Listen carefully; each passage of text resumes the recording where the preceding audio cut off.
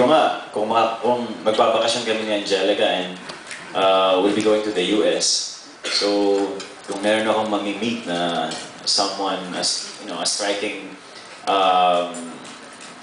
persona sa understanding ko can make a really big impact in my professional career, no?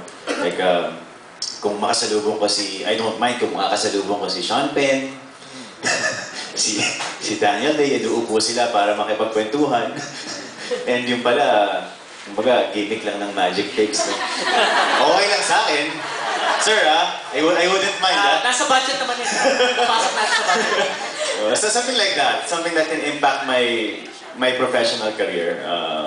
Ganun, because it's looking promising yung paparating na year for me. So I kinda need that inspiration right now. Thank you.